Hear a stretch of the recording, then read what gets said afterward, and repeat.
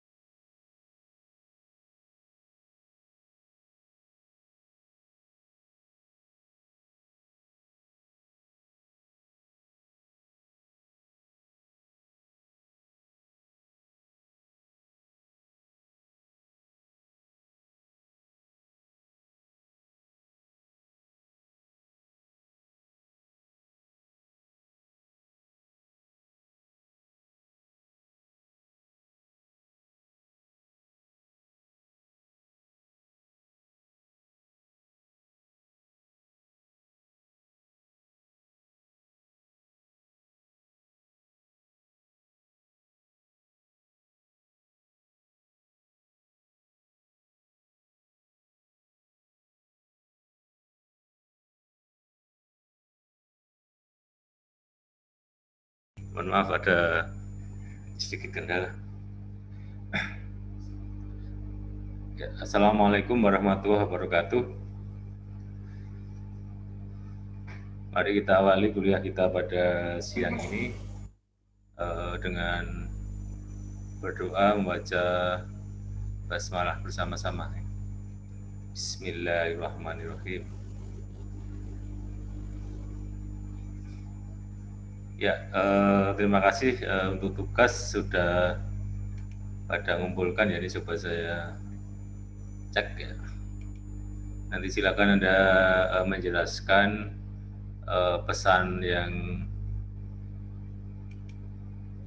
ingin Anda sampaikan ke publik ya. Itu apa ya pesan yang ingin Anda sampaikan dari medsos yang Anda kumpulkan? Ini sudah 7 yang masuk. Kebanyakan ya screenshot. Ya Bapak screenshot juga nggak masalah.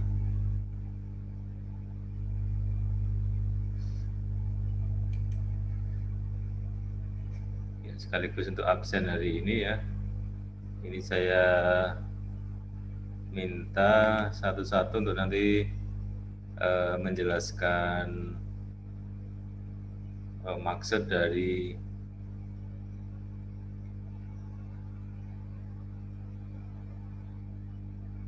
pesan yang disampaikan dalam medsos. Ya.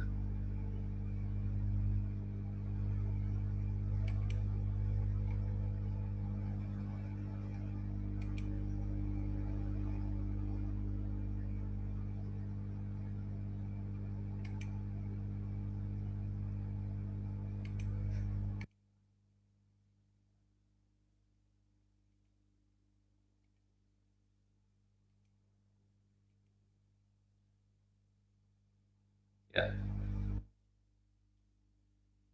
Mbak Adel. Mbak Adel silakan tampil, oke. Silakan Anda jelaskan pesan yang Anda ingin sampaikan dari gambar yang Anda upload di IG ya, di IG Anda. Terus saat ini Anda cek like-nya sudah berapa orang. Kalau ini di screenshotnya ini 108 ya, 109 berarti. Ya, mungkin bisa Anda cek sekarang karena ini linknya belum dikirim ya, linknya ini hanya screenshot tapi nggak apa-apa. Tapi kalau ada nanti dikirim di pesan nggak apa-apa. Silakan Mbak Adel ya, mic-nya dinyalakan dulu.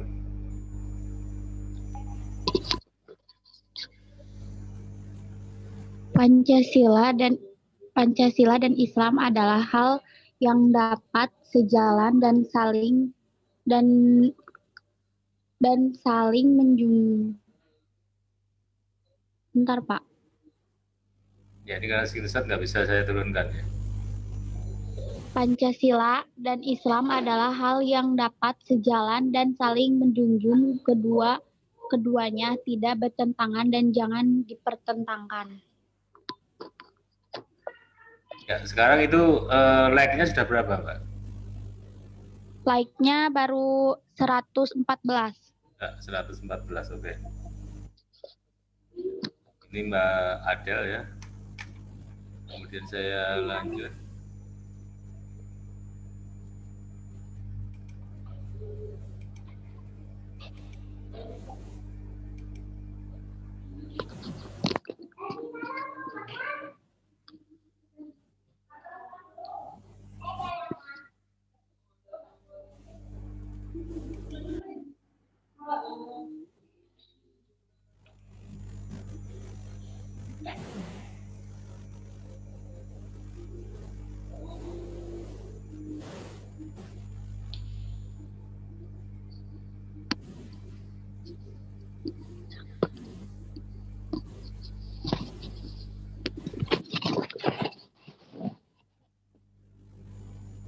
Ya, Mbak Ana Rahayu silakan.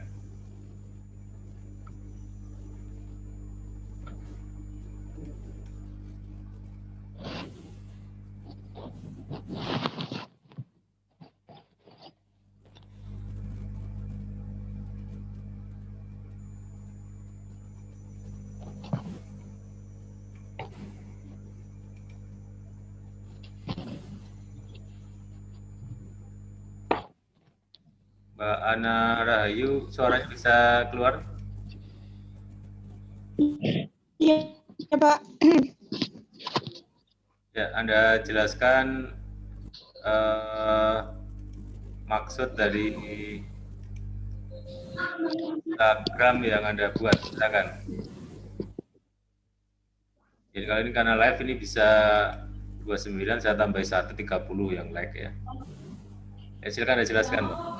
Maksud tujuan dari pesan yang Anda sampaikan. Pancasila sebagai dasar dan falsafah negara Indonesia. Maka dari itu Pancasila itu harus ditaati, diamalkan, harus tetap dipertahankan, dan harus dijaga kelestariannya. Sebagai generasi muda kita harus tetap menjaga, mengamalkan, dan mempertahankan, serta melestarikan Pancasila. Ya, oke. Bagus, terima kasih. Oke, ini yang Mbak Ana Rahayu ya. Selanjutnya Mbak Anissa. Tapi Mbak Anissa ini kontennya kok tertutup ya. Mungkin linknya coba dikirim lagi, kok malah jadi siapa ini? Artis India ini malah jadi. Coba linknya dikirim ke pesan lagi Mbak. Di pesan di chat dulu aja. Saya kirim screenshot aja ya Pak ya. Screenshot juga nggak apa-apa. Ini karena ini kontennya yang kekirim Screenshot-nya konten tidak ditemukan juga ya. Iya Pak ya. Ya, silakan dikirim di mana? Chat Bapak aja ya. Di chat anu aja. Di chat ininya apa Zoom. Kan ada file ya. deh. Linknya lewat iya.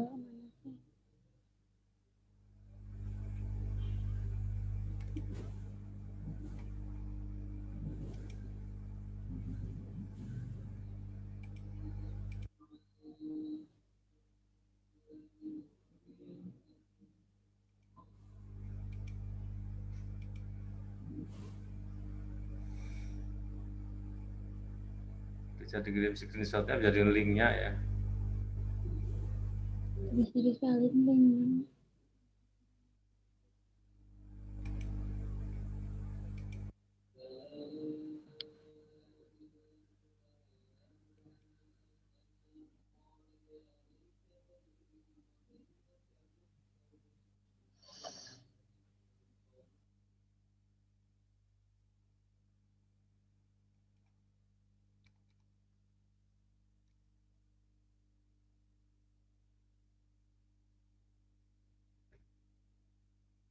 Dikirimnya gimana Pak ini? Gimana? Lewat ngirimnya lewat di ini Di chat, ini bisa di chat oh iya. Lupa, itu kena atas apa kena sini?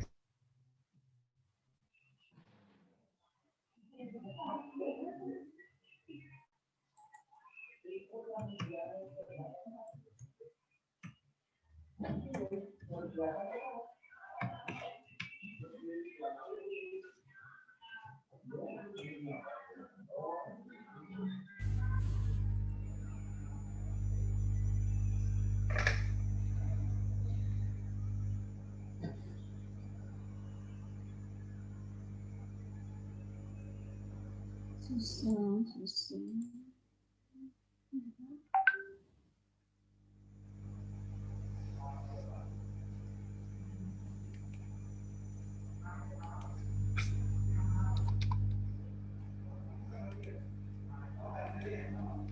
Nyari file agak susah itu Pak kalau lewat Zoom.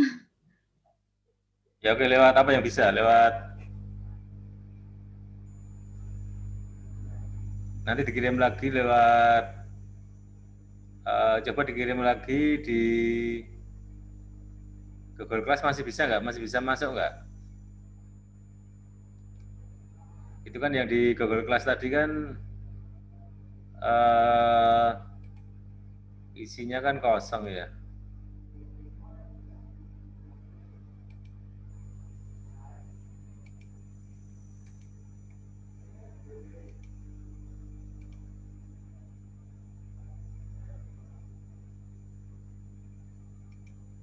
Ya ini kan di sini kan nggak nampak anu. Coba diusahakan dikirim di Google Class lagi ya. Oke, silakan. Sekarang ke Mbak ini dulu aja, ke Mbak Arinda.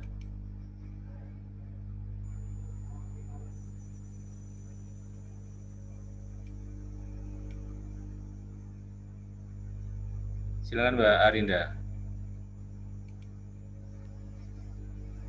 Pancasila dalam kedudukannya sebagai ideologi negara mampu mempersatukan berbagai kalangan, baik yang agamis, nasionalis, sosialis, serta kalangan lainnya dalam mimpi kolektif untuk mewujudkan sebuah Indonesia yang terbayangkan.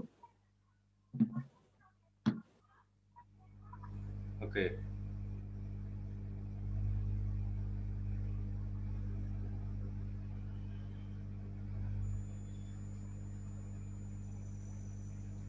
Selanjutnya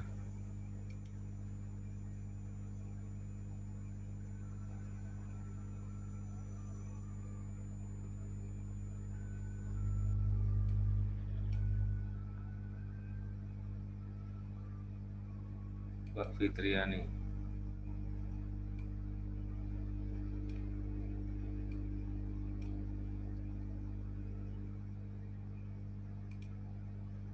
Silakan Mbak Fitriani.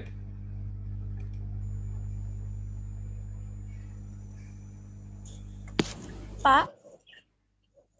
Pak, maaf. Punyanya Fitriani nggak bisa buat nggak kedengeran tuh. Baru error, Pak.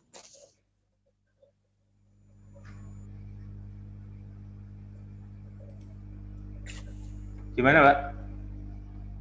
Punyanya Fitriani suaranya nggak kedengeran. Kayaknya itunya error, Pak. Tadi WA saya. Oh, gitu Iya, ya. audionya error katanya, Pak. Ya, iya. Oke, selanjutnya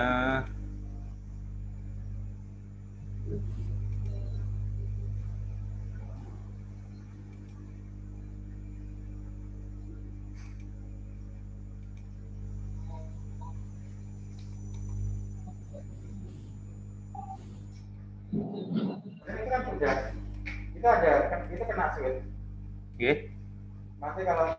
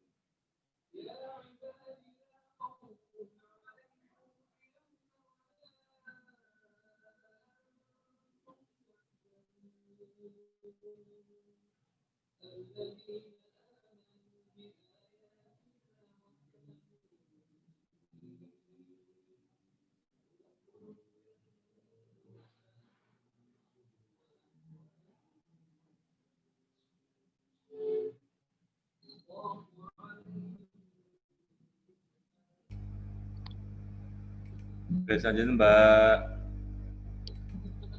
Hanif. Hanif, silakan.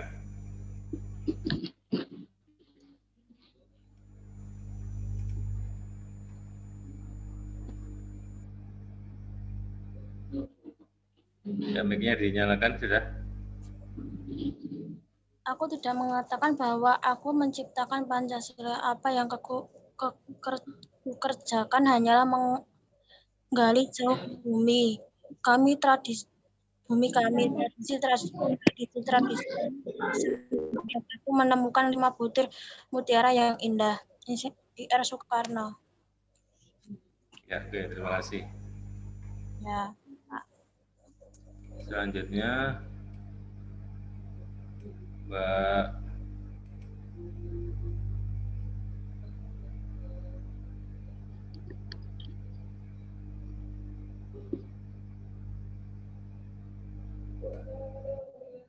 Nurvera. Silakan, Mbak.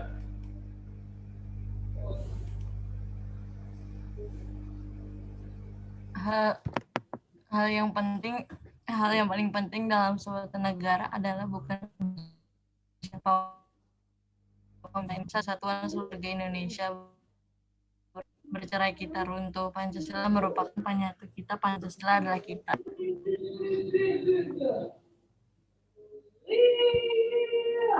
Ya, oke. Terima kasih Mbak Vera. Berarti sudah. Berarti tinggal Mbak Anissa tadi jadinya bisa. Oh, ini Sudah saya kumpulkan ulang itu ya, Pak. kirim Sudah data masuk belum? ceknya dulu. Ya.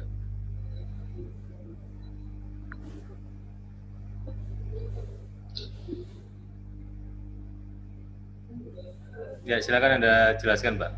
Mbak Anissa. Hal yang paling penting dalam bukan siapa pemimpinnya, melainkan kesatuan dan kesatuan seluruh warga Indonesia. Bersatu kita teguh, bercerai kita teguh. Pancasila merupakan penyatu kita, Pancasila adalah kita. Ya, ini di Facebooknya dapat like berapa, Mbak? Baru 2 itu betul, sama? Iya, Pak. Oke. Nggak masalah, oke. Ya. Terima kasih. Tadi yang belum bisa masuk Mbak Fitriani ya. Suaranya juga, Fitriani sudah bisa, suaranya bisa keluar Mbak. Anu mic-nya coba dinyalakan. Apa gambar mic-nya itu? Suaranya nggak ada, Pak. Ayo, mic-nya masih mati gambarnya ya.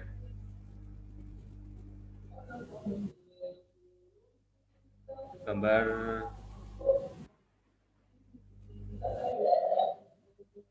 mic-nya itu masih centang apa, masih ada stepnya, coba diklik. Yang gambar pojok ini loh ya. Ini masih gambar garis seperti itu, diklik nggak bisa ya?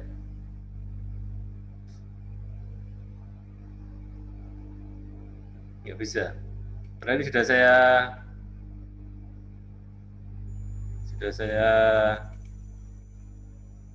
unmute. Ya, silakan sekarang mungkin bisa. Coba sebentar, tunggu dulu. Ya, sudah mau bisa itu. Tunggu dulu.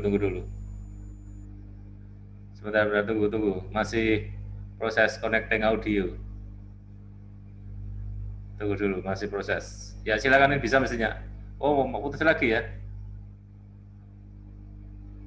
Tadi sudah sempat mau bisa ya. Oke. Ya, tidak apa-apa ya. Mbak Fitriani tadi semua sudah ya. Terima kasih ya. Kita kasih tepuk tangan untuk semuanya ya.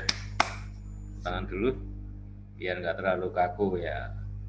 Anda sudah merealisasikan ya, mengimplementasikan apa yang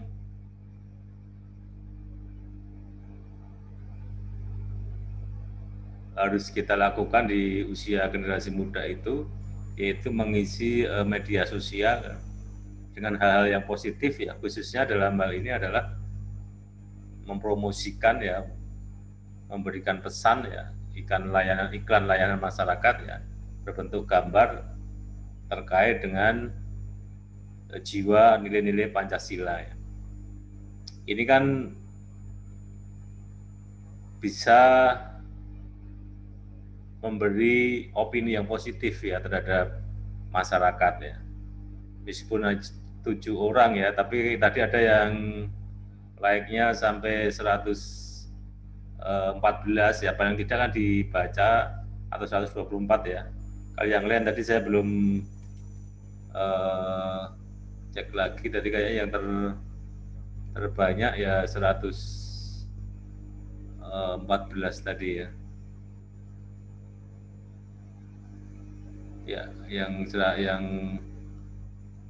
pertama tadi ya, sudah lumayan bagus, paling tidak kan dilihat atau dibaca oleh 114 orang itu ya. Ya, lebih baik lagi kalau nanti tapi nanti setelah kuliah ini berakhir ya, mungkin nanti kita tidak, mungkin sampai jam 2/4 ya, atau kurang. Nanti tugas Anda adalah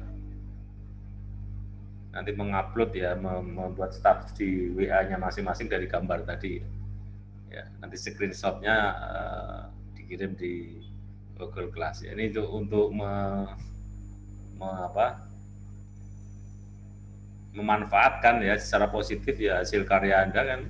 Kalau Anda jadikan status, paling tidak kan yang bisa membaca status WA ya sesuai dengan aturan yang ada di WhatsApp akan membaca status WA story ya, story di WhatsApp masing-masing ya. Tapi itu nanti. Oke, kita akan lanjutkan pemaparan kita ya. Ini kalau nggak salah sampai bab 3 ya.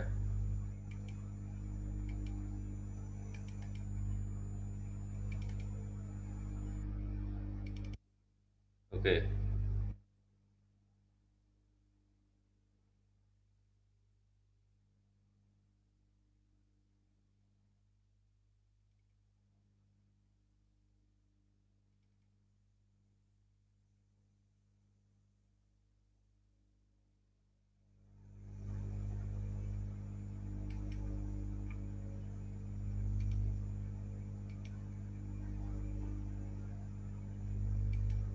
Untuk bab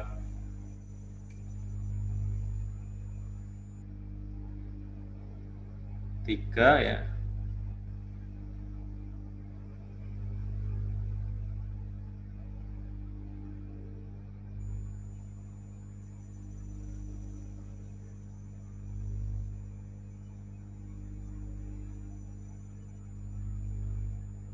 Untuk yang tugas data saya kok.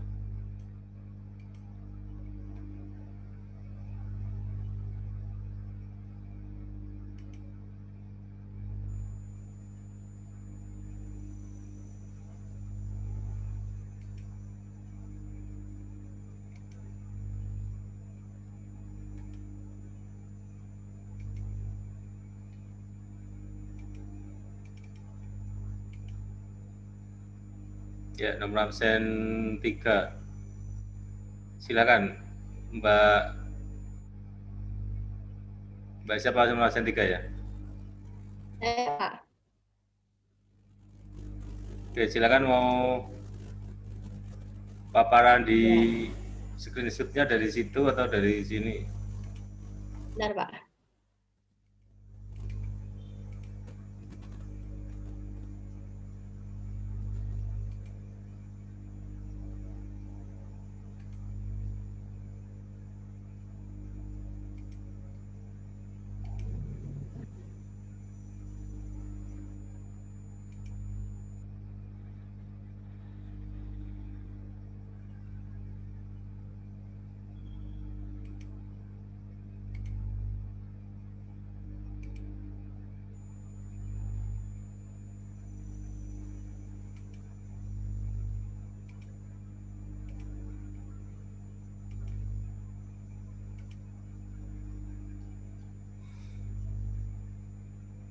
Untuk yang lain nanti tetap menyiapkan pertanyaan ya. Kalau paparannya kurang jelas itu sudah ada di Google Class, bisa di-download semua mahasiswa, tugasnya di situ ada semua, cuma memang judulnya berbeda-beda, tinggal nanti nyari isinya.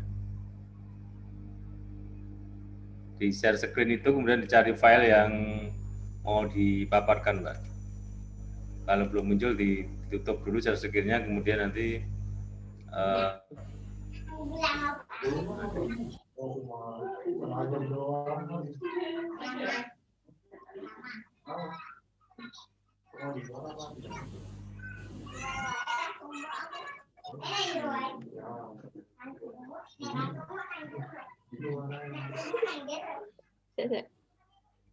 Sebentar Pak, ini masih loading. Ya nggak apa-apa, saya tunggu.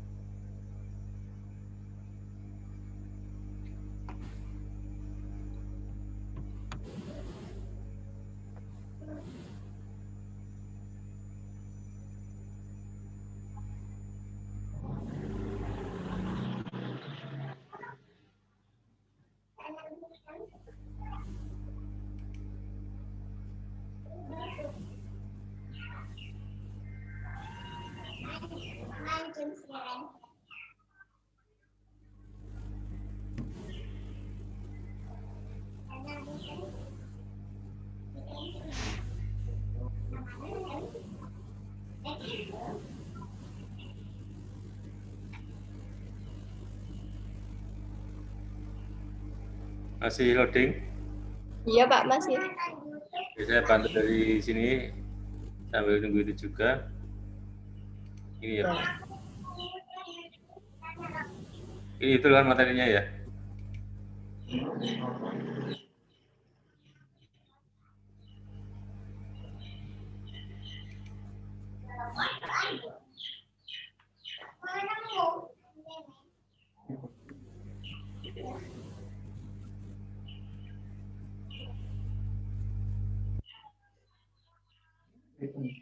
Bab ketiga, satu dalam bab ini membahas kedudukan Pancasila sebagai dasar negara. Satu, pokok bahasan ini mengkaji hubungan antara Pancasila dan proklamasi, hubungan antara Pancasila dan pembukaan UUD Negara 1945 Republik Indonesia, tahun 1945, implementasi Pancasila dalam pembuatan kebijakan negara, khususnya dalam bidang politik, ekonomi, sosial, budaya, dan hankam. Pada bab ini, mahasiswa diajak untuk memahami konsep hakikat dan pentingnya Pancasila sebagai dasar negara, ideologi negara, atau dasar filsafat negara Republik Indonesia dalam kehidupan bernegara. Hal tersebut penting mengingat peraturan perundang-undangan yang mengatur organisasi negara, mekanisme penyelenggaraan negara, hubungan warga negara dengan negara, yang semuanya itu harus sesuai dengan nilai-nilai Pancasila.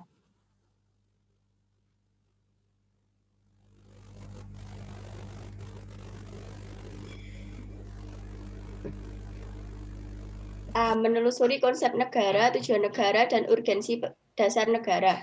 Satu, Homo faber, makhluk yang menggunakan teknologi. Homo socius, atau makhluk yang bermasyarakat. Homo economicus, atau makhluk ekonomi. Dan istilah zoonpolitikon, atau makhluk politik. Istilah-istilah tersebut merupakan predikat yang melekat pada eksistensi manusia. Selain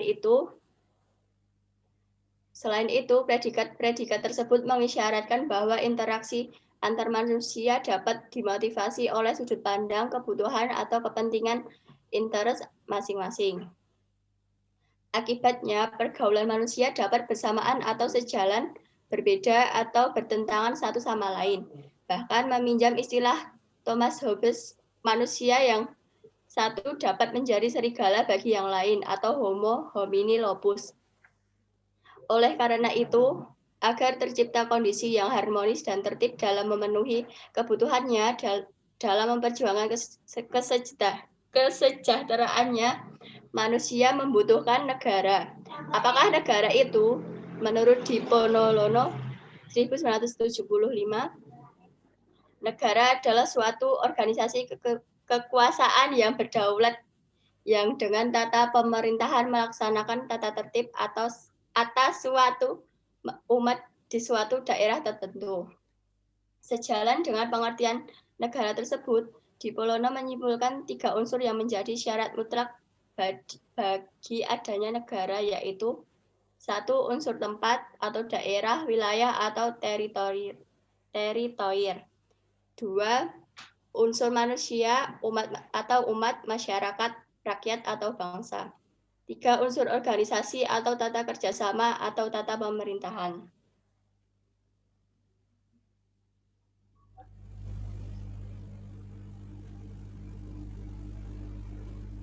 Bentuk negara, sistem pemerintahan, dan tujuan negara seperti apa yang ingin diwujudkan, serta bagaimana jalan atau cara mewujudkan tujuan negara tersebut akan ditentukan oleh dasar negara yang dianut oleh negara yang bersangkutan. Dengan kata lain, dasar negara akan menentukan bentuk negara, bentuk dan sistem pemerintahan, dan tujuan negara yang ingin dicapai, serta jalan apa yang ditempuh untuk mewujudkan tujuan suatu negara. Konsekuensi Pancasila sebagai dasar negara bagi Republik Indonesia antara lain, negara Indonesia merupakan negara kesatuan yang berbentuk Republik atau pasal 1 UUD Negara Republik Indonesia 1945. Pasal tersebut menjelaskan hubungan Pancasila, tepatnya sila ketiga, dan bentuk negara yang dianut oleh Indonesia, yaitu sebagai negara kesatuan, bukan sebagai negara serikat.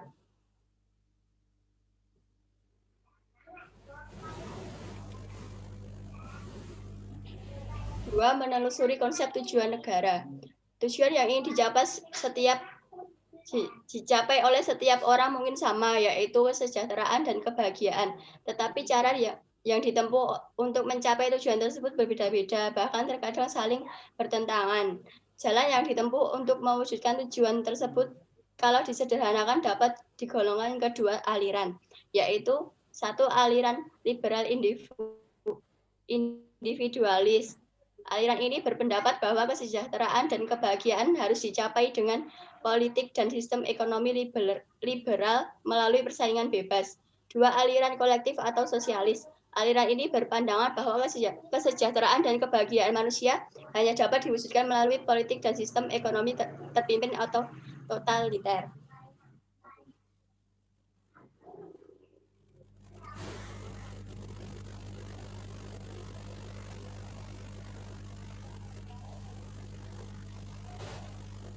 Tiga, menelusuri konsep dan urgensi dasar negara. Sesuai terminologis atau secara istilah, dasar negara dapat diartikan sebagai landasan dan sumber dalam membentuk dan menyelenggarakan negara. Dasar negara juga dapat diartikan sebagai segala sumber hukum negara. Secara teoretik, istilah dasar negara mengacu kepada pendapat Hans Kelsen disebut a basic norm atau Grundnorm atau Kelsen 1970. Norma dasar ini merupakan norma tertinggi yang mendasari kesatuan sistem norma dalam masyarakat yang teratur termasuk di dalamnya negara yang sifatnya tidak berubah, atau At-Tamimi dalam Usman dan Alfian 1993. Dengan demikian, kedudukan dasar negara berbeda dengan kedudukan peraturan perundang-undangan karena dasar negara merupakan sumber dari peraturan perundang-undangan. Implikasi dari kedudukan dasar negara ini, maka dasar negara bersifat permanen sementara peraturan perundang-undangan bersifat fleksibel dalam arti dapat diubah sesuai dengan tuntutan zaman.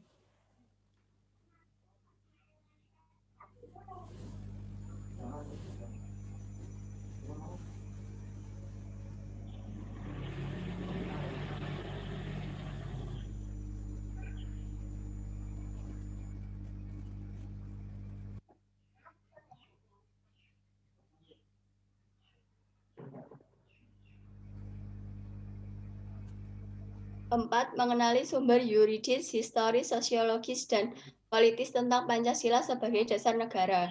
1. Sumber yuridis Pancasila sebagai dasar negara. Secara yuridis ketatanegaraan, Pancasila merupakan dasar negara Republik Indonesia sebagaimana terdapat pada pembukaan Undang-Undang Dasar Negara Republik Indonesia tahun 1945, yang kelahirannya ditempa dalam proses kebangsaan Indonesia. Melalui Undang-Undang Dasar Negara Republik Indonesia, sebagai payung hukum, Pancasila perlu diaktualisasikan agar praktik berdemokrasinya tidak kehilangan arah dan dapat meredam konflik yang tidak produktif.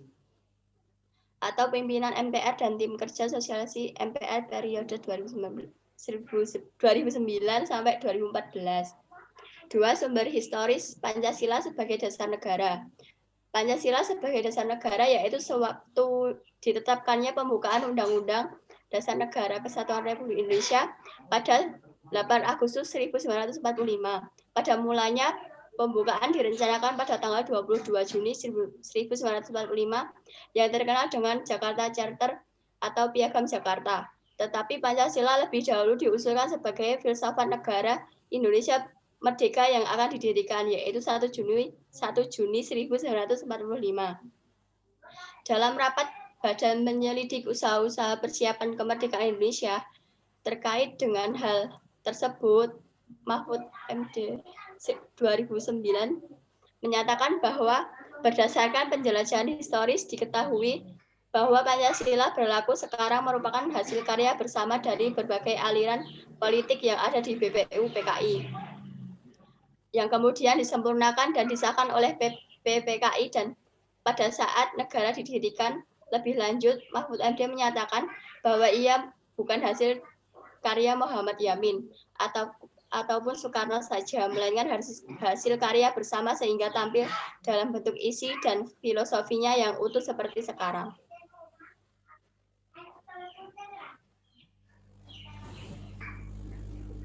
Sumber sosiologis Pancasila sebagai dasar negara.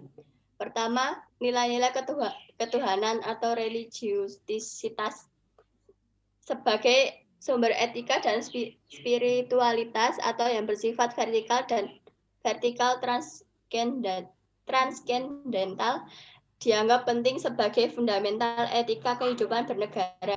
Negara menurut Pancasila diharapkan dapat melindungi dan mengembangkan kehidupan beragama, sementara agama diharapkan dapat memainkan peran publik yang berkaitan dengan penguatan etika sosial. Sebagai negara yang dihuni oleh penduduk dengan multi agama dan multi keyakinan, negara Indonesia diharapkan dapat mengambil jarak yang sama, melindungi terhadap semua agama dan keyakinan, serta dapat mengembangkan politiknya yang dipandu oleh nilai-nilai agama.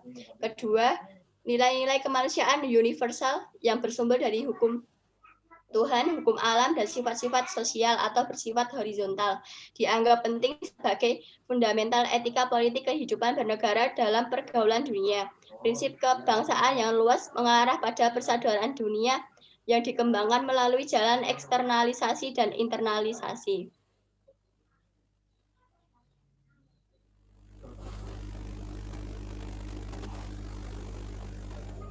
Ketiga, nilai-nilai etis kemanusiaan harus mengakar kuat dalam lingkungan pergaulan kebangsaan yang lebih dekat sebelum menjangkau pergaulan dunia yang lebih jauh.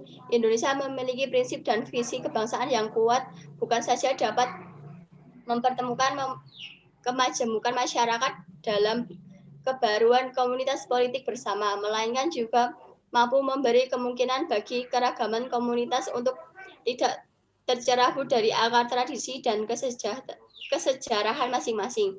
Dalam Khazanah Indonesia, hal tersebut menyerupai perspektif etnosimbolis yang memadukan antara perspektif modernis yang menekankan unsur-unsur kebaruan dalam kebangsaan, perspektif primordialis dan perennialis yang melihat unsur lama dalam kebangsaan. Keempat, nilai keutuhan. Nilai kemanusiaan dan nilai serta cita-cita kebangsaan itu dalam aktualisasinya yang harus menjunjung tinggi kedaulatan rakyat yang dipimpin oleh hikmat kebijaksanaan dalam prinsip musyawarah mufakat, keputusan tidak didikte oleh golongan mayoritas atau kekuatan minoritas elit politik dan pengusaha, tetapi dipimpin oleh hikmat atau kebijaksanaan yang memuliakan daya-daya rasionalitas deliberatif dan kearifan setiap warga tanpa pandang bulu. Kelima, nilai ketuhanan. Nilai cita kebangsaan serta demokrasi permusyawaratan itu diperoleh artinya sejauh dalam mewujudkan keadilan sosial. Dalam visi keadilan sosial menurut Pancasila, yang dikehendaki adalah keseimbangan antara peran manusia sebagai makhluk individu dan peran manusia sebagai makhluk sosial, juga antara pemenuhan hak sipil, politik, politik dengan hak ekonomi, sosial, dan budaya.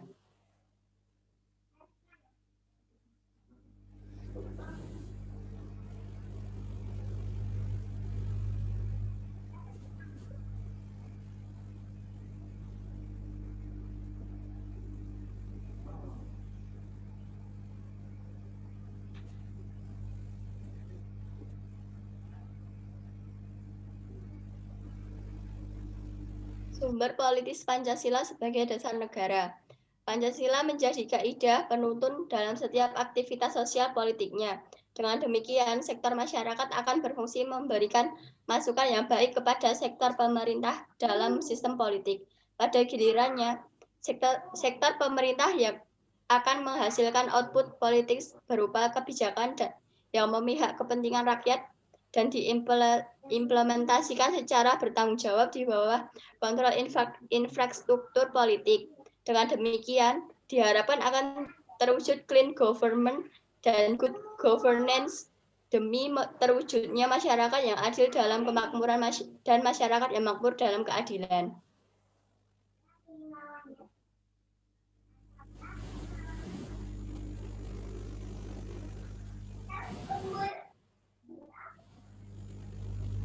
Lima, membangun argumen tentang dinamika dan tantangan Pancasila sebagai dasar negara. Argumen tentang dinamika Pancasila. Pancasila sebagai dasar negara lahir dan berkembang melalui suatu proses yang cukup panjang. Pada mulanya, adat istiadat dan agama menjadi kekuatan yang berbentuk adanya pandangan hidup. Setelah Soekarno menggali kembali nilai-nilai luhur budaya Indonesia pada 1 Juni 1945, barulah Pancasila disuarakan menjadi dasar negara yang diresmikan pada 18 Agustus 1945 yang dimasukkannya sila-sila Pancasila dalam pembukaan Undang-Undang Dasar Negara Republik Indonesia tahun 1945 dengan bersumberkan budaya, adat istiadat, dan agama sebagai tonggaknya.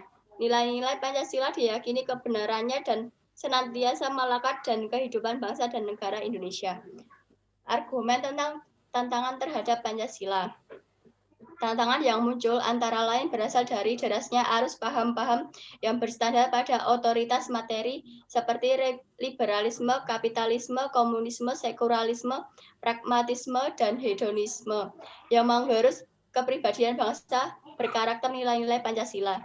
Hal ini pun dapat dilihat jelas betapa paham-paham tersebut telah merasuk jauh dalam kehidupan bangsa Indonesia, sehingga melupakan kultur bangsa Indonesia yang memiliki sifat religius, santun, dan gotong royong. Implementasi Pancasila dalam perumusan kebijakan. Berdasarkan uraian tersebut, diketahui bahwa konsep implementasi Pancasila dalam perumusan kebijakan pada berbagai bidang kehidupan negara sudah barang tentu konsep-konsep yang diuraikan berikut ini bukan merupakan konsep yang mutlak, melainkan merupakan konsep dasar sebagai bahan diskusi.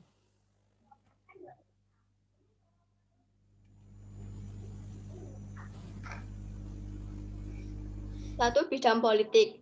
Implementasi Pancasila dalam perumusan kebijakan bidang politik dapat ditransformasikan melalui sistem politik yang bertumpu pada asas kedaulatan rakyat berdasarkan konstitusi mengacu pada pasal 1 ayat 2 UUD 1945. Implementasi asas kedaulatan rakyat dalam sistem politik Indonesia baik pada sektor suprastruktur maupun infrastruktur politik dibatasi oleh konstitusi. Hal inilah yang menjadi hakikat dari konstitusionalisme yang menempatkan wewenang semua komponen dalam sistem politik diatur dan dibatasi oleh UUD dengan maksud agar tidak menyalahgunakan kekuasaan oleh siapapun. Dengan demikian, pejabat publik akan terhindar dari perilaku sewenang-wenang dalam merumuskan dan mengimplementasikan kebijakan publik, dan sektor masyarakat pun akan terhindar dari perbuatan anarkis dalam memperjuangkan haknya. 2. Bidang ekonomi. Nilai-nilai Pancasila sebagai dasar negara dalam bidang ekonomi mengidealisasikan terwujudnya keadilan sosial bagi seluruh rakyat Indonesia. Oleh karena itu, kebijakan ekonomi nasional harus bertumpu pada asas-asas keselarasan, keserasian, dan keseimbangan peran perseorangan, perusahaan, swasta, badan usaha milik negara dalam implementasi kebijakan ekonomi. Selain itu, negara juga harus mengembangkan sistem jaminan sosial bagi seluruh rakyat dan memperdayakan masyarakat yang lemah termasuk fakir miskin dan anak terlantar sesuai dengan martabat kemanusiaan sebagaimana diamanatkan pasal 34 ayat 1 sampai dengan ayat 4 UUD 1945. Kebijakan ekonomi nasional tersebut tidak akan terwujud jika tidak didukung oleh dana pembangunan yang besar. Dana pembangunan diperoleh dari kontribusi masyarakat melalui pembayaran pajak. Pajak merupakan bentuk distribusi kekayaan dari yang kaya kepada yang miskin, sehingga pada hakikatnya pajak itu dari rakyat untuk rakyat. 3. Bidang sosial budaya. Sejatinya masyarakat Indonesia memiliki karakter hidup bergotong royong sebagaimana disampaikan oleh Bung Karno dalam pidatonya 1 Juli 1945. Namun akhir-akhir ini semangat kegotong royongan di kalangan masyarakat menunjukkan gejala semakin luntur. Rasa persatuan dan kesatuan bangsa tergerus oleh tantangan arus globalisasi yang bermuatan nilai-nilai individualistik dan materialistik. Apabila hal ini tidak segera dicegah, bukan tidak mungkin jati diri bangsa akan terancam, mengingat karakter masyarakat Indonesia yang berbineka tunggal ika sebagaimana disebut dalam Pancasila 36A UUD 1945. Hal tersebut mengisyaratkan kepada masyarakat komponen bangsa agar berpikir konstruktif, yaitu memandang kebinekaan masyarakat sebagai kekuatan bukan sebagai kelemahan, apalagi dianggap sebagai faktor disintegratif tanpa menghilangkan kewaspadaan upaya pecah belah dari pihak asing. 4. Bidang hankam. Bela negara dalam konteks khusus perjuangan fisik terkait dengan istilah pertahanan dan keamanan. Upaya pembangunan pertahanan adalah daya upaya bangsa dalam membangun dan menggunakan kekuatan nasional untuk mengatasi ancaman dari luar negeri dan ancaman lainnya yang dapat mengganggu integritas nasional. Adapun yang dimaksud dengan pembangunan bidang keamanan adalah daya upaya bangsa dalam membangun dan menggunakan kekuatan nasional untuk mengatasi ancaman dalam negeri serta ancaman terhadap keamanan dan ketertiban masyarakat serta penegakan hukum.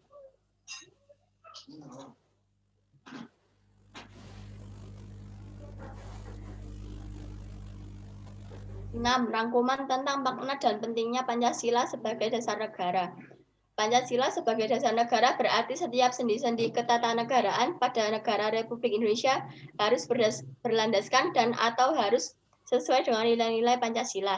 Hal tersebut bermakna antara lain bahwa Pancasila harus senantiasa menjadi ruh atau spirit yang menjiwai kegiatan membentuk negara seperti kegiatan mengamandemen UUD dan menjiwai segala urusan penyelenggaraan negara. Urgensi Pancasila sebagai dasar negara yaitu 1. Agar para pejabat publik dalam menyelenggarakan negara tidak kehilangan arah, dan 2. Agar partisipasi aktif seluruh warga negara dalam proses pembangunan dalam berbagai bidang kehidupan bangsa dijiwai oleh nilai-nilai Pancasila. Dengan demikian, pada gilirannya nanti cita-cita dan tujuan negara dapat diwujudkan sehingga secara bertahap dapat diwujudkan masyarakat yang makmur dalam keadilan dan masyarakat yang adil dalam kemakmuran.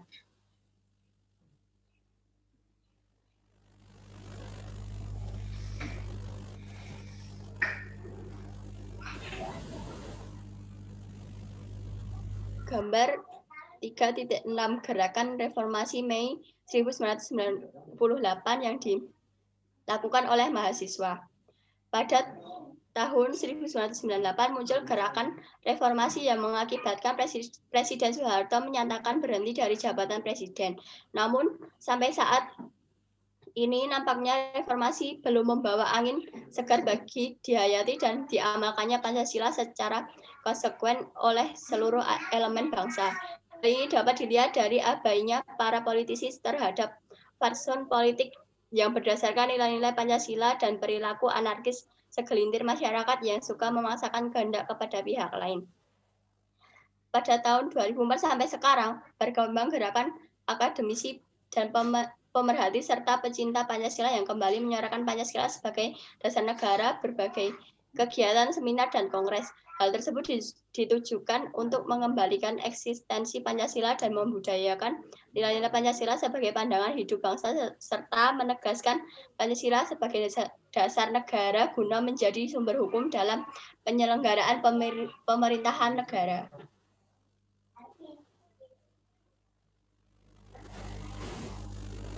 Oke. Ya, cukup ya Mbak Arinda Rachel untuk paparannya. Selanjutnya ini pertanyaan ya dari mahasiswa. Sesuai kesepakatan nanti semua masing-masing menyiapkan satu pertanyaan, namun untuk ini kita buka 2 pertanyaan dulu saja dari mahasiswa. Yang sudah siap silakan angkat tangan bisa bertanya. Kalau nanti ada gangguan suara bisa dengan chat ya pertanyaannya. Silakan. Saya, Pak. Ya Mbak Hanif ya. Silakan diperhatikan Mbak Arinda. Ya silakan. Perbedaan ruang lingkup Pancasila itu apa aja? Tolong diulangi Mbak biar agak Perbedaan ruang lingkup Pancasila. Perbedaan ruang lingkup Pancasila ya. Oke, satu penanya lagi sambil menyiapkan jawaban Mbak Arinda Rachel. Silakan.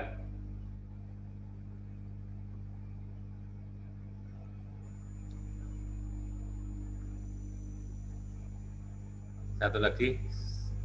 Siapa? Kalau tidak saya tunjuk. Mbak Adel, silakan.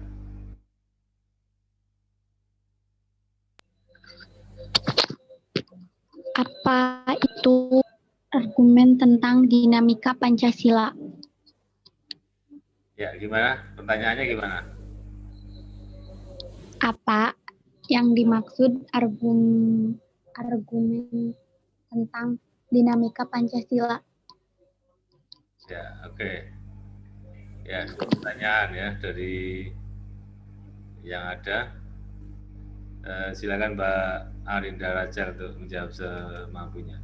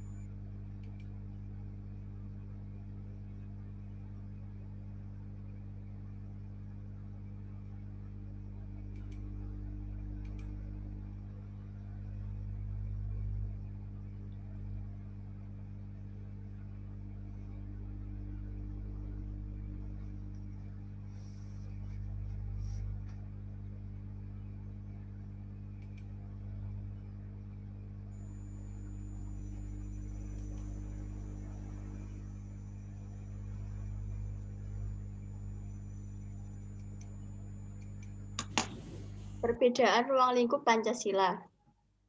Ruang lingkup Pancasila maksudnya adalah segala sesuatu yang terkait dengan Pancasila meliputi pengertian, ciri, isi, fungsi, serta prinsip dari Pancasila tersebut. Ya. Oke. Yang kedua tadi tentang argumen dinamika Pancasila tadi ya. Mungkin pokoknya ya itu ada penjelasannya di dalam satu bab itu. Mungkin menurut Anda secara sederhana apa yang dimaksud itu ya, argumen dinamika Pancasila.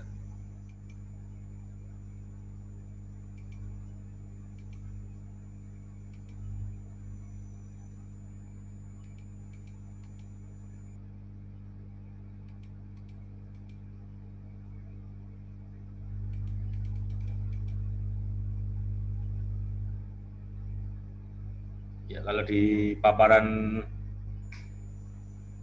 ini di halaman di nomor 5 itu ya. Ini halaman 11 ya. Saya tampilkan nanti biar di halaman 11 itu Mbak, mungkin bisa Anda lebih perjelas lagi.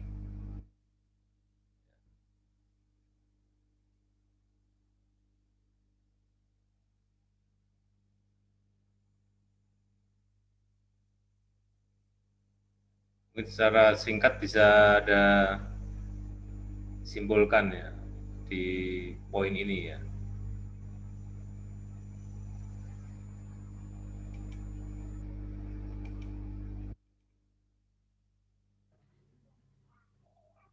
Dinamika argumen dinamika Pancasila.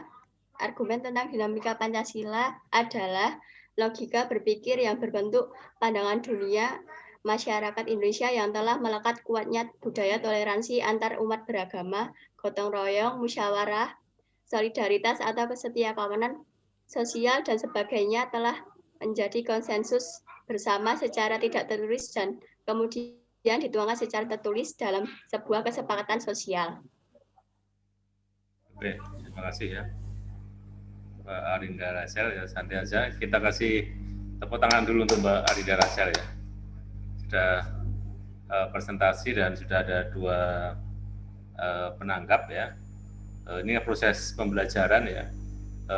Ke depan paparan dan analisa kasus nanti bisa lebih ditingkatkan ya, termasuk kualitas pertanyaan ya dari mahasiswa nanti juga lebih kita tingkatkan semua. Tapi sudah ada keberanian ya kita untuk melakukan proses pembelajaran ya, untuk diskusi kita pada bab 3 ini.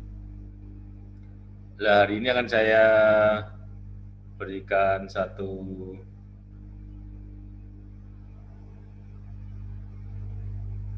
pemikiran atau kesimpulan atau titik tekan ya, stressing ya, dari apa yang kita pelajari hari ini ya.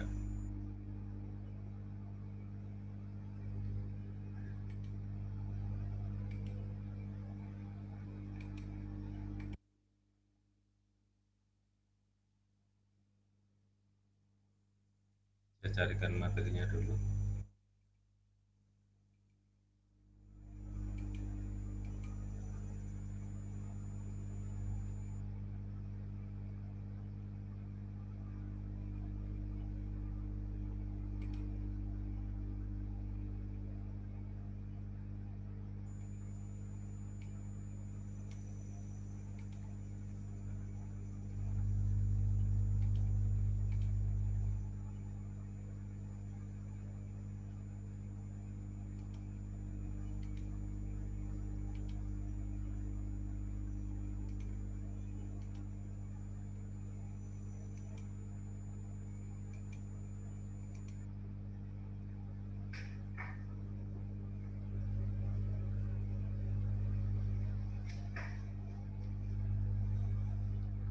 Ya, seperti sering saya jelaskan ya, bahwa kita belajar pendidikan Pancasila itu pada hakikatnya adalah belajar tentang keindonesiaan ya, tentang seluk-beluk Indonesia, tentang dinamika Indonesia. Ya, kalau dalam bahasa jurnalistik ya, dalam bahasa pers itu kan 4W 1H ya. What's apa?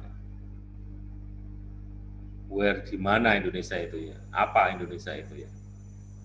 What tadi, where, when, kapan, di mana, kapan Indonesia itu, maksudnya keberadaan Indonesia ini dari sisi waktu bagaimana ya. Kemudian why ya, bagaimana Indonesia itu ya.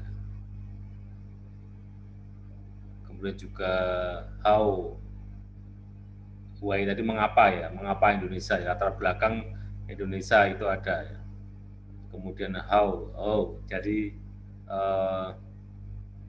bagaimana Indonesia itu secara umum artinya kita akan bicara tentang seluk-beluk dari Indonesia itu seperti apa ya. Lah dari situ kita akan melihat dulu dari bentuk dan kedaulatan Indonesia itu apa kan. Ibaratnya kita hidup di tanah air, tempat di mana kita lahir ya, mau tidak mau, suka tidak suka kan kita harus tahu Indonesia ya. Ibarat kita tinggal di rumah, ya, kita kan mau tidak mau harus tahu rumah kita itu kedudukannya seperti apa, bentuk dan kedaulatannya rumah kita itu seperti apa ya. Ini miliknya siapa ya, kiri kanannya itu tetangganya itu siapa, situasi alamnya bagaimana kan gitu ya. Kemudian lebih luas lagi kampung kan, kelurahan ya, kecamatan, kabupaten, provinsi, lalu negara kan ya. Karena secara otonomi dunia ya itu yang paling memiliki kekuasaan tertinggi itu adalah negara ya sekarang ini ya. Maka yang paling memiliki kekuatan dan kekuasaan tertinggi ya di dunia ini secara politik ya negara ya. Nah, kita hidup di negara Indonesia. Tentu kan kita harus memahami ya tentang keindonesiaan itu. Nah, untuk memahami kita harus ketahui dulu bentuk dan kedaulatannya itu Indonesia itu seperti apa tahu gitu. Ya. Nanti kemudian akan menumbuhkan rasa memiliki ya, sense of belonging kita terhadap bangsa Indonesia. Lalu implementasinya adalah aplikasinya dalam kehidupan sehari-hari. Tentu kita tidak akan lagi bertanya apa yang diberikan negara kepada kita, tetapi apa yang bisa kita berikan kepada negara ya. Meskipun itu juga tidak mudah ya. Apalagi di era pandemi ini ya. Kita kan selalu bertanya apa yang diberikan negara kepada kita ya. Bantuan apa yang diberikan pemerintah pada rakyatnya. Padahal kan konsepnya kan sebenarnya di dalam nilai-nilai Pancasila di era pandemi ini yang paling relevan adalah gotong royong kan. Gotong royong. Agar pandemi corona itu bisa kita lalui bersama ya. Menurut informasi kan ini stikes work from home ya, bekerja di rumah ya untuk dosen dan karyawan. Karena ada salah satu karyawan yang reaktif yang dirawat di salah satu rumah sakit di Klaten ya. UNS juga salah satu dosen Fakultas Hukum meninggal dunia karena COVID ya. Artinya memang ancaman pandemi corona itu bukan main-main ya, masih terjadi. Jadi kita harus hati-hati ya. Termasuk kita belajar online ini juga semangatnya kan sebenarnya awalnya karena pandemi ya. Tetapi mau tidak mau ya kita harus menikmati ya. Kita harus sukai, dari situ kan kita kemudian nanti bisa lebih belajar dengan baik. Meskipun ada titik-titik jenuh ya, tapi kita tetap optimis dan memiliki motivasi yang tinggi ya untuk terus belajar online ini ya. Kalau menurut hemat saya yang sering saya katakan ya online ini juga sama ya, bahkan bisa lebih efektif ya. Saya bisa berkomunikasi langsung ya, Anda juga bisa paparan ya. Kalau di dalam kelas kan masih ada jeda waktu ya. Nanti saya harus download dan sebagainya. Ini sudah Anda bisa paparan ya, meskipun ada yang bisa screenshot, share screen dari laptop atau HP Anda, tapi ada yang saya bantu, saya kira tidak ada masalah. Memang salah satu modal yang harus kita keluarkan adalah bandwidth internet ya. Ini yang memang cukup besar yang harus kita gunakan ya. Nah tentu ini kan akan lebih panjang lagi ya dengan model kuliah online ini ya. Dan ini kan generasi Anda kan ya, yang mahasiswa ya, generasi anak-anak saya juga ya. Generasi di mana pendidikan lebih berbasis pada online karena kondisi COVID-19 ini ya.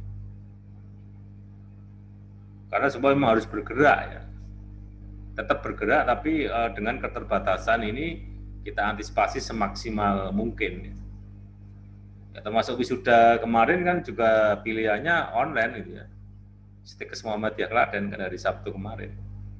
Ada yang memang kecewa ya, orang tua sudah membiayai mahal-mahal, sudah bekerja keras, kok wisudanya cuma di rumah ya. Seperti Anda ini seperti ini nanti yang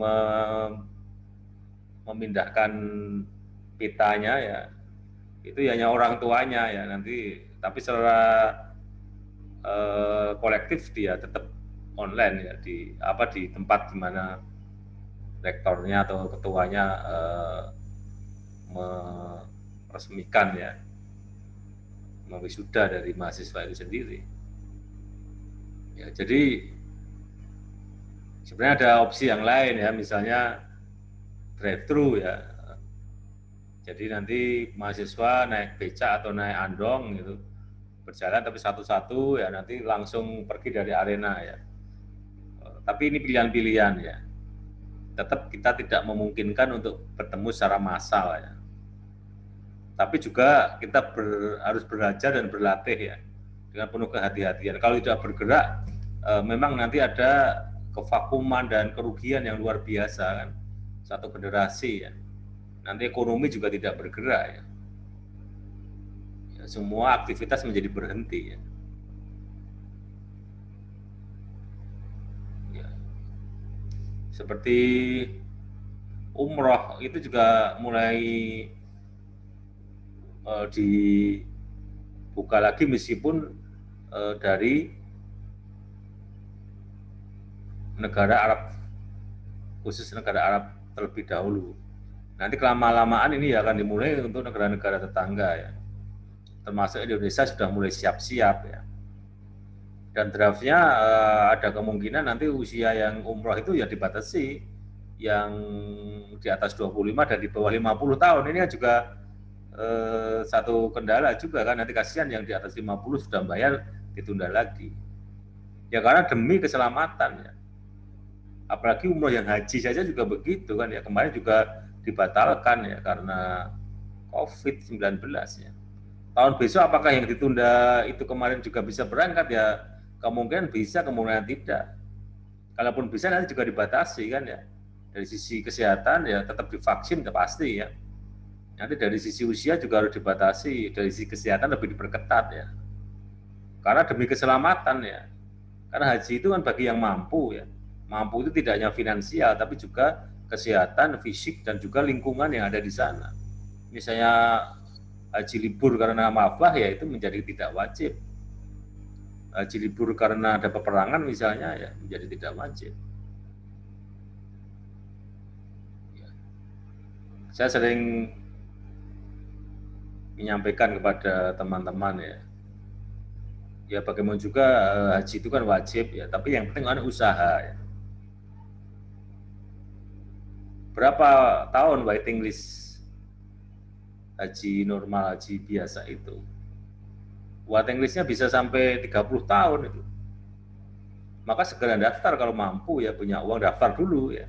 Perkara mundur juga, mundurnya bukan hanya karena sebenarnya sudah lama tambah ada COVID tambah mundur lagi kan ya. Jadi kalau Anda misalnya sekarang usia 20 tahun Anda daftar itu bayar ya. Kalau nggak bayar 25 juta ya. Kalau nggak bayar kan ya nanti semua jadi daftar kan ya, jadi negara ya bingung ya. Dan itu sering dipertanyakan, lalu uang 25 juta selama 30 tahun atau lebih itu untuk apa ya, sudah dikelola, saya kira sudah transparan ya. Ya. Jadi saya kira seperti itu ya. Kalau Anda daftar di usia 20 tahun kan nanti berangkatnya pada usia 50 tahun. Coba bayangkan kalau daftarnya pada usia 50 tahun, kan berangkatnya usia 80 tahun. Apalagi punya uangnya usia 80 tahun. Berangkatnya usia 110 tahun, sudah ini hari ini rejimun. Tapi tidak ada masalah kalau itu memang karena kita tidak mampu. Tapi kalau kita punya kemampuan dan usaha ya, bagaimanapun juga kita sebagai umat Islam kan juga rindu kan, juga setiap hari kita sholat menghadap Ka'bah, Baitullah ya, kita kan bagaimana bisa ketemu langsung kan itu. Saya alhamdulillah 2 tahun yang lalu ya bisa naik haji, bisa ke Baitullah, bisa lihat Ka'bah. Subhanallah, alhamdulillah kita bisa sebagai umat Islam ya. Ya, jadi seperti itu ya kondisi sekarang ini.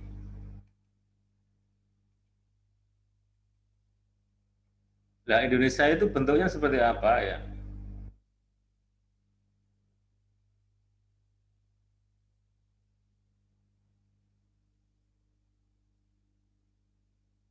Yang pertama sebagai negara Indonesia itu adalah negara kesatuan yang berbentuk republik. Ya. Jadi NKRI harga mati ya. Bukan negara syarikat, bukan negara federal ya, bukan negara bagian ya, tapi negara kesatuan Republik Indonesia. Jadi kalau ada ke kam militer, ke Koramil, ke Kodim itu kan di situ ada tulisan ya NKRI harga mati ya, seperti itu ya. Negara Kesatuan Republik Indonesia adalah harga mati. Lalu yang kedua adalah negara Indonesia adalah negara hukum ya. Dan yang ketiga adalah kedaulatan berada di tangan rakyat dan dilaksanakan menurut undang-undang. Ini sebagai negara demokrasi. Maka Indonesia itu kan dilingkari dengan bukan dua sisi mata uang, tapi tiga sisi mata uang kan ya. Satu sisi sebagai NKRI, di satu sebagai negara hukum, di satu sisi sebagai negara demokrasi. Ini menjadi satu kesatuan ya, tidak terpisahkan ya. Indonesia ini sebagai negara kesatuan tersebut ya. Jadi seperti saya janjikan kita hanya sampai jam 2:04, bukan berarti ini sudah selesai ya. Bukan berarti ini sudah selesai. Tetapi Anda kemudian tadi saya tugaskan untuk membuat status di WhatsApp Anda terhadap gambar yang Anda upload di medsos itu ya, status atau story di WhatsApp, nanti screenshot-nya Anda kirim di Google Class ya, akan segera saya buatkan ya. Dan ini langsung aja nanti sebelum kuliah berakhir, sebelum jam 14.40 ya sudah bisa semua ngupload ya, jadi hanya ada waktu sekitar 25 menit ya. Tapi kan tinggal ngupload aja ya. Saya kira cukup mudah, nanti setelah itu di screenshot ya, kemudian dikirim ke Google Class ya, nanti saya buatkan ruangnya. Mungkin sampai di sini dulu. Ada pertanyaan? Saya persilakan. Bapak, saya mau bertanya. Ya. Itu kami buat SW di WA pakai caption. Iya, statusnya ya Kayak yang di IG itu, Pak. itu ya, yang IG itu aja ya. Tapi kalau Anda mau tambahi tulisan di bawahnya ya silahkan ya. Tapi kalau di iya, Pak. story WhatsApp kan terbatas tuh kalimatnya ya. Untuk yang komennya atau komen atau chatnya itu ya. Kalau gambarnya kan ya pakai gambar itu bisa kan ya. Tidak perlu buat gambar baru ya. Kalau buat gambar baru mungkin terlalu lama ya. Itu aja dibuat di status WhatsApp, kemudian di screenshot ya di statusnya itu ya, di print screen ya atau screenshot ya. Lalu screenshotnya seperti biasa dikirim di Google Class ya. Nanti ruangnya tak buatkan sekarang. Ya, saya kira itu. Masih ada pertanyaan? Oke ya, kalau tidak ada, saya kira sampai di sini, sampai ketemu di Google Class ya. Terima kasih, kita akhiri bersama dengan membaca hamdalah bersama. Alhamdulillahirrahmanirrahim. Assalamualaikum warahmatullahi wabarakatuh. Waalaikumsalam warahmatullahi wabarakatuh.